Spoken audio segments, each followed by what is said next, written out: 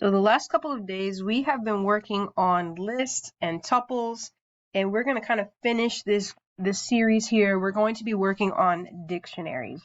So I would encourage you to open up Replit, open a brand new REPL. I'm calling mine Practice Dictionaries. You can watch this video, pause it if you need to type it out. Make sure again that you're paying attention to every detail. That way you're not having errors on your code. But let's start from scratch. My dictionary, we're going to do kind of a phone book theme. We've probably never even seen a phone book, but I grew up with them. It's a huge book that has everybody that lives in the county or in the city, and it has their phone numbers for their home. Back then, we didn't even have cell phones. Businesses would be listed with their numbers. So we're going to make our own makeshift phone number just so you can see how this works, and then we'll translate it to a lesson, an activity for you to do. I'm going to start with phone book. And remember when we did tuples, you used your soft parentheses. And then with our list, we used our square parentheses. But with a dictionary, you're actually going to use the curly Q, which we haven't done too much of. So I've got that. I'm going to start my brand new list, phone book. And we can even print your phone book just to make sure that it prints correctly, which I would encourage you to do that anyway throughout, just to make sure that you don't have any errors in your code. So there's my phone book, and if I run it's just going to have my curly Q brackets. There you go. So now I want to ask, what is the person's name? So I'm going to put in here name input. Remember, when you're asking for input, you have to have your variable first. So I'll put input. We're going to have our soft brackets. In quotations, I'm going to put, what is your name? We'll put a question mark, whichever you prefer. But a phone book doesn't just have the name, it also has a phone number. So I'm going to put in a number input as well. And if you recall, when we have numbers that are being inputted, you have to have that integer. So let's put integer, and then we're going to put input. And this is where we're going to put, what is your phone number?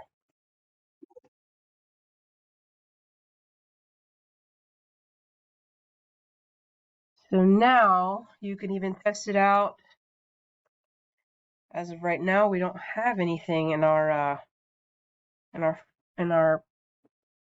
phone book updated, but we need to add these into here. So how it looks when you put something into your dictionary, it kind of looks a little bit weird, but we're gonna actually input this here. I'm gonna put phone book. We're gonna use a string method called update. We're going to put our curly here, name input,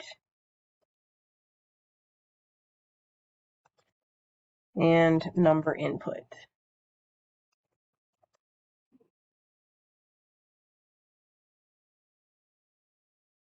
And we're not list, this is supposed to be curly here. Oops. And same with this one.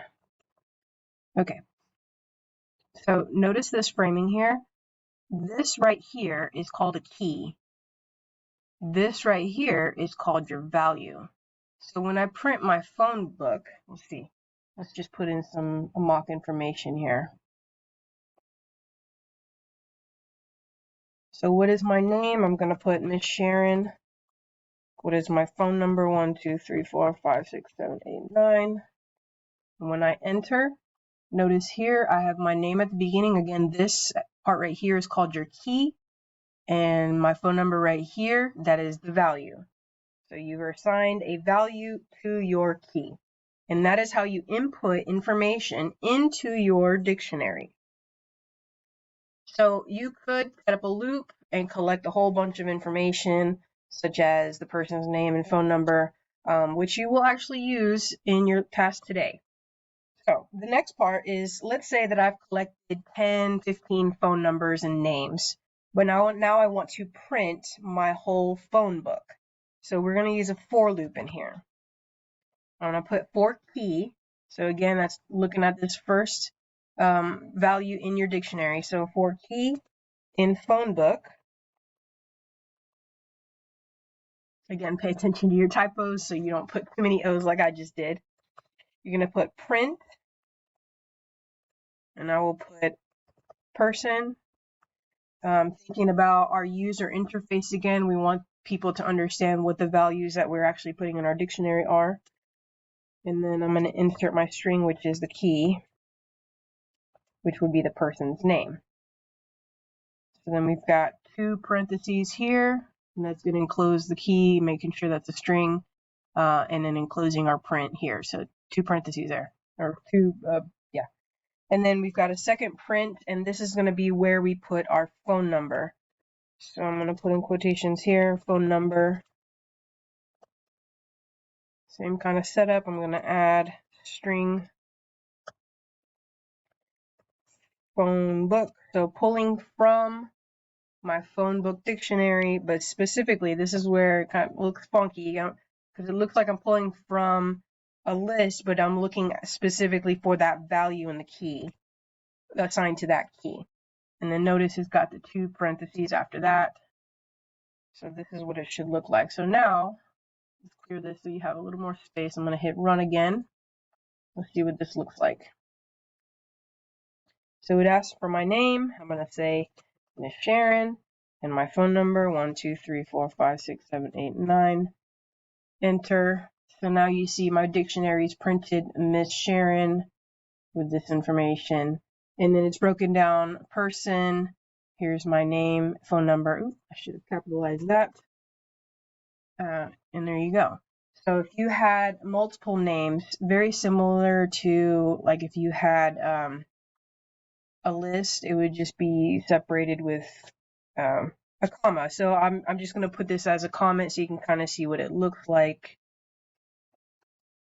It would say phone book equals with a little curly Q here. Sharon, and it would have a colon with my number. And then it would have a comma here. And then it would have the second person's name. So Mr. Hurd in here too. And I need to have that in quotations as a string. And then my colon, and then his number. Let's just go backwards, 987654321. And it's closed. So that would be 2 entries in your dictionary. So again, if you want to go back and check how I did any of that, please just rewind the video and check again. But what I'm going to do now is I'm actually going to post your task right here for you to take a look. What you're going to do is go back to your task that you worked on today, listing a team. Reopen that, unsubmit if you did submit it. So we're actually going to build on that list and make it into a dictionary. So that's going to be your task for today. I'm going to put a star here.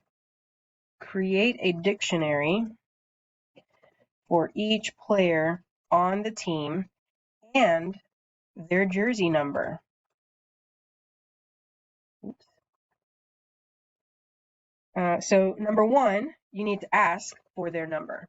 So again, we're incorporating that user experience. You need to make sure that everything is formatted correctly, that it looks professional, because you're going to be competing for, the bid to get them for you to be able to code for them, right? Number 2, we're going to create a printed roster for of the athletes and their names. The athlete names and their numbers, I'm sorry. And then number 3,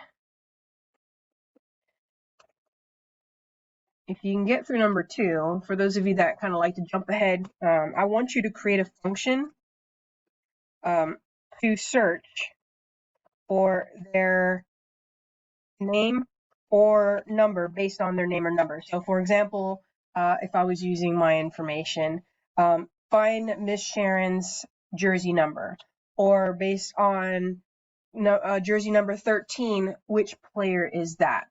So that's going to be sort of your challenge task if you can make it through task 1 and 2. Good luck!